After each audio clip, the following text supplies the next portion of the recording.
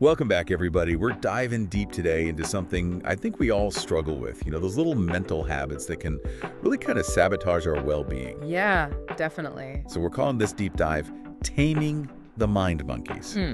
And I'm super excited to have an expert here with me today to help us really unpack all this. So welcome, Michael. It's great to have you. Thanks for having me. Yeah, it's exciting to dive into this topic. These mental habits, they really are like, these sneaky little gremlins that just whisper doubts and anxieties in our ears. Totally. But, the good news is, with a little bit of awareness and some good strategies, we can actually tame them. For sure. I think we all have those. So, our guide for this journey is the wisdom path, and it jumps right into something that's so relatable. It's this whole constantly worrying about the future thing. Right. It's like we're constantly trying to, cross this bridge that hasn't even been built yet. Yeah. We end up missing out on the present because we're so consumed with what might happen. Yeah, it's a really, really common trap. And I think the wisdom path really does a good job of using that bridge analogy. It's like we're borrowing trouble from tomorrow, and letting it steal our joy from today. Yeah. And the thing is, most of the things we worry about, they never even happen. Exactly. So it's truly pointless. So we're exhausting ourselves mentally for no reason. Absolutely. So the wisdom path really talks about mindfulness as a good, strong antidote to all this future tripping. But instead of just saying be mindful, it actually breaks it down into some specific techniques, which I really appreciated. Yeah, and that's where it gets really interesting, I think, because it gives us something tangible that we can actually use. Exactly. One of the techniques it highlights is the body scan. Have you ever tried that? Oh, Yeah, so it's basically taking a few minutes and you systematically bring your attention to different parts of your body and just noticing the sensations. Do you feel warmth, tingling, tension, anything like that? And by focusing on those physical sensations, what we're doing is pulling ourselves back into the present moment. Right, yeah, it's like hitting the pause button on that mental movie of all the future worries that just keep playing. Exactly, yeah. It's a way to interrupt that loop of anxiety and reconnect with our actual physical experience, which is always grounded in the here and now. That makes a lot of sense. Okay, so let's move on to the next one. The next mind monkey that the wisdom path calls out, which is dwelling on negative experiences. Yeah. We all have those moments we wish we could do over, but, replaying them over and over again in our minds, it just keeps us stuck. Yeah. It's like watching like a sad movie on repeat, just hoping for a different ending. Yeah, it's like picking at a scab that's trying to heal. You just end up reopening the wound and delaying the healing process. Yeah. I think the key here is to acknowledge those past experiences without letting them define us. That sounds a lot easier said than done, though. How do we actually stop replaying those painful memories? That's a great question. And the wisdom path suggests this technique called the reframing exercise. So instead of focusing on the negative aspects of that past experience, you actually try to find a different perspective. Okay. And even, a small positive takeaway doesn't mean minimizing the pain, but rather looking for the growth or lesson you learned from it. So it's like turning that sad movie that's on replay into like a documentary where we can learn something, even from the difficult parts. Exactly. That's a great way to put it. Could you maybe give us an example of how this reframing might work in real life? Sure. Yeah, absolutely. Let's say, for example, you made a mistake at work and it had some negative consequences. Okay. Instead of dwelling on the feelings of shame or inadequacy, you could ask yourself, well, what did I learn from this experience? How can I use this to improve my skills or approach things differently in the future? Well, that's a great example, yeah. So by shifting our focus from like blame and regret to actually learning and growth, Right. we're kind of transforming that negative experience into an opportunity for development. Precisely. It's not about erasing the past, but about using it to empower us in the present. I love that. Okay, the next mental habit the wisdom path tackles is, I think we all struggle with this one, especially, these days with social media and just everything that's going on. Oh, yeah. It's comparing ourselves to others. Constantly, right? Yes. Yeah, it's so easy to get caught up in that, keeping up with the Joneses and end up just feeling so inadequate. Totally. And what's interesting is the wisdom path doesn't just address that kind of surface level comparison, like, oh, they have a nicer car or whatever. It goes deeper and it actually explores like the psychology behind it. Right. And it argues that this habit stems from a fear of scarcity.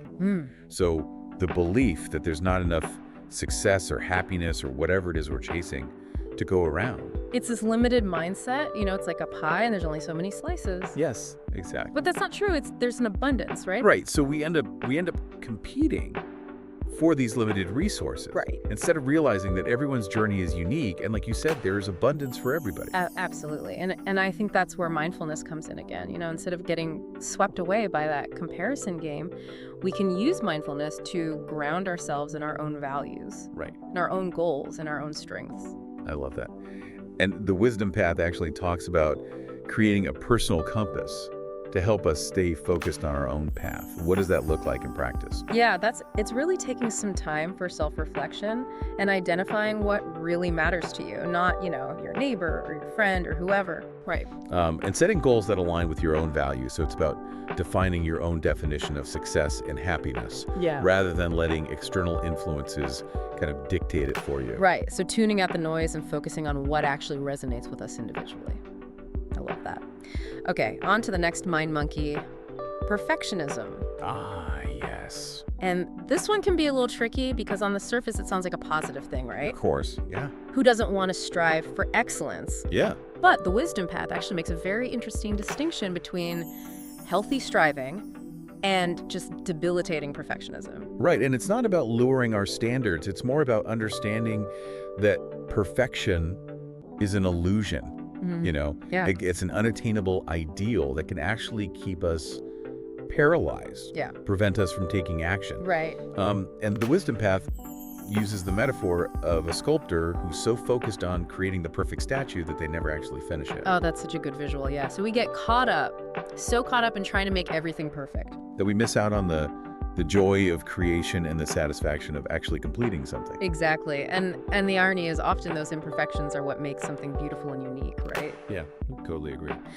So the wisdom path actually encourages us to embrace the good enough mindset, recognizing that done is better than perfect, and that progress, not perfection, is actually the key to growth. So it's about shifting our focus from achieving this unattainable ideal to making consistent progress towards our goals, even if it's in small, imperfect steps. I love that. Yeah. Okay, the next mental habit that the wisdom path explores is procrastination. That universal struggle we all know and, well, love to hate, maybe. Absolutely, yeah. It's like, that unwelcome house guest who just overstays their welcome and leaves a trail of unfinished tasks and mounting stress in their wake. Yeah, the wisdom path describes it as carrying around like this heavy backpack filled with all the to-dos that we keep putting off. Oh, yeah. It weighs us down and drains our energy.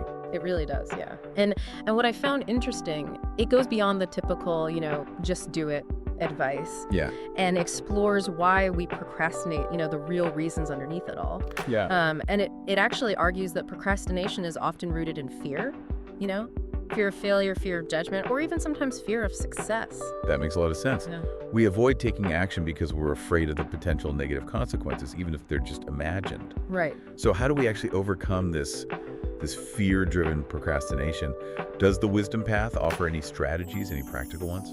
Yeah, it does. And they're surprisingly simple, but really effective. One technique it suggests is the 5-minute rule. Okay. So instead of getting overwhelmed by a huge task, you just commit to working on it for just 5 minutes. So it's about kind of like tricking our minds into taking that first step by making it seem less daunting. Exactly. And what often happens is that once you actually get started, the momentum builds, and then you find it easier to just keep going. Yeah, that makes sense. Yeah, it's like pushing a car, Yeah. The initial push is always the hardest part. But once it gets rolling, it's so much easier to keep it moving. Exactly. That's a great analogy. It seems like a lot of these strategies are about like outsmarting our minds, finding these little loopholes that help us bypass those ingrained patterns. Yeah. Okay, so let's move on to the next mental habit that the wisdom path addresses. Yeah. Constantly worrying about the future. And I know we kind of touched on this earlier with the body scan technique, but it seems like the wisdom path offers some additional insights on this one. It does, yeah. And it emphasizes that while, some level of planning and preparation for the future is important. Getting bogged down in excessive worry is just counterproductive. Yeah, for now. It's like trying to drive a car while looking only in the rearview mirror. Oh, yeah. You might avoid some bumps in the road, but you're bound to crash eventually. Right, so it's about finding that balance between, responsible planning and just like crippling anxiety. Exactly. And one technique the wisdom path suggests for that is creating a worry journal. Okay. So it's about designating a specific time each day, even if it's just like 15 minutes. Okay. And just write down all your worries. This allows you to actually acknowledge those worries, but not let them consume your entire day. It's like creating a container so they don't spill over into like everything else. Precisely. And once you've written them down, you can start to challenge them a little bit. Ask yourself, is this worry within my control? If so, what's one small step I can take to actually address it? And if not, how can I just accept it and let it go? Oh, I love that. So it's about taking action when possible and practicing acceptance when it's not. Okay, on to the next Mind Monkey. Focusing on negative thoughts. And this feels like such a default for so many of us. It's like our brains are just wired to latch onto the negative. Yeah. Even when there's so much good happening. Right. It's like our minds have a built-in negativity bias. And, it's probably an evolutionary holdover from our ancestors who needed to be hyper-aware of threats to survive. Right. But, in today's world, this negativity bias often does more harm than good. Yeah, it's like we're wearing those dark sunglasses indoors, Yeah. filtering out all the brightness and focusing on the shadows. Exactly. That's a great way to put it. And the wisdom path offers a really powerful antidote to this: gratitude. Oh, yeah. So it's about intentionally shifting our focus from what's wrong to what's right. Right. Appreciating the good things in our lives, no matter how small. And gratitude is a really hot topic these days, but the wisdom path goes a bit beyond just surface level, and provides some really practical exercises. One that I loved is the gratitude letter. Have you ever heard of that? Oh, yeah. It's a beautiful practice. Yeah. The idea is to write a heartfelt letter to someone who's had a positive impact on your life. Yeah. Could be a friend, a family member, a mentor, even a stranger who showed you some kindness. Yep. You express your appreciation for them, their presence in your life, and just the specific ways that they've touched you. So it's like a supercharged thank you note, basically. Yeah, exactly. And I bet even the act of writing it would really shift your mindset to a more positive place. It absolutely does, yeah. And the amazing thing is that gratitude has this ripple effect. When you express gratitude to others, it not only brightens their day, but it also reinforces those positive feelings within yourself. Yeah, that makes sense. It's Yeah. a win-win. Okay, let's talk about avoiding responsibility. And this one can be a little tough to swallow sometimes, but the wisdom path doesn't really shy away from those harder truths. Right. It argues that while we can't always control what happens to us, we can control how we respond. And that taking ownership of our choices is so crucial for growth and well-being. It's about recognizing that we're the drivers in our own lives, Yeah. not the passengers. And while we might, encounter detours and roadblocks, we have the power to choose the direction we want to go in. But how do we distinguish between taking responsibility and blaming ourselves, Yeah. when things go wrong? Yeah, that's a great question, and it's an important distinction. Taking responsibility is about acknowledging your role in a situation without beating yourself up about it. Right. It's about understanding the cause and effect of your choices and learning from those mistakes. So it's about owning our actions without getting stuck in self-criticism. Exactly. And the wisdom path suggests this really helpful exercise called the responsibility review. So it's about taking some time at the end of each day, maybe just 5-10 minutes, and reflect on your choices, your actions. Ask yourself, what went well today? What could I have done differently? What did I learn? This allows you to really learn from your experiences without getting bogged down in guilt or shame. It's like turning those experiences into valuable data points to help us make better choices moving forward. I love that. Okay, on to neglecting self-care. And this one's huge, I think, because it often gets pushed to the bottom of the priority list for so many of us. But the wisdom path really makes a case for why it's so essential and not selfish at all. Right. Yeah, it's like trying to run a marathon without fueling your body or resting your muscles. Eventually, you're going to hit a wall. Yeah. Self-care is about replenishing our energy, both physical and mental, so we can actually show up fully for ourselves and for others. And it's not just about bubble baths and spa days or whatever. Uh-huh. It's the wisdom path defines it so much more broadly. Yeah, it's about making conscious choices that actually support our well-being, and that includes everything from nourishing our bodies with healthy food and movement to setting boundaries, making time for activities that bring us joy, rejuvenation. And recognizing that self-care is not one size fits all. Of course not, yeah. What works for one person might not work for another. Yeah. The wisdom path really encourages us to experiment and find those things that really nourish us. Absolutely, yeah. And it emphasizes the importance of making self-care a non-negotiable part of our daily routine. Not just something we squeeze in if we have time, Right. Even small acts of self-care, a 5-minute meditation, a walk in nature, listening to your favorite music. These things can have such a huge impact on our mood and energy levels. Absolutely, yeah. Okay, let's talk about that final mind monkey the wisdom path addresses, holding on to anger and resentment. And this one can be particularly heavy, I think. Oh, yeah. But the wisdom path offers some profound insights on how to break free from that grip. Yeah, it's like carrying around this heavy bag of rocks. Yeah. Which weighs you down and prevents you from moving forward freely. Yeah. The wisdom path reminds us that forgiveness is really the key to releasing that burden. And, forgiveness can be so challenging, Of course. Yeah. especially when we've been deeply hurt by someone. Right. But the wisdom path acknowledges that and offers some guidance, some practical guidance on how to approach it. And one technique that stood out to me is the empathy practice. Can you tell us a little more about that? Sure. It involves trying to see the situation from the other person's perspective. And, it doesn't mean condoning their actions, but rather seeking to understand their motivations, their background, their own struggles, And this shift in perspective can often soften that anger and create space for compassion. So it's about recognizing that everyone is fighting their own battles, Yeah. And that hurt people often end up hurting others. Exactly. And the wisdom path emphasizes that forgiveness is a process. Right. It's not a destination. Yeah. It takes time, patience, and a lot of self-compassion. It's about releasing the grip of anger and resentment, not for the other person's benefit, but for your own peace of mind.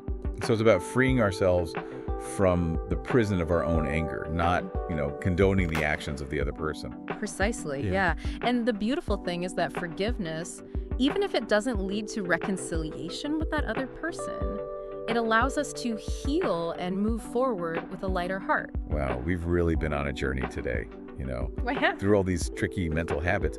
The wisdom path is really like a roadmap. Yeah, it is.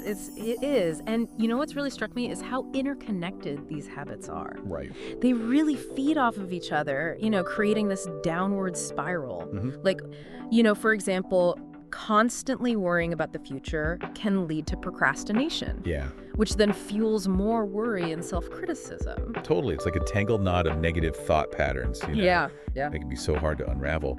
But the wisdom path doesn't just leave us hanging. Right. It gives us this powerful solution, mindfulness. Yes. And the beauty of mindfulness is that it's not just like, one technique or something. Right. It's a whole toolbox of practices that we can use to cultivate awareness, Yeah. presence, and self-compassion. So it's not about becoming some kind of Zen master Right. who never experiences, negative thoughts or emotions. Right. It's more about developing like a different relationship with them. Exactly. Yeah.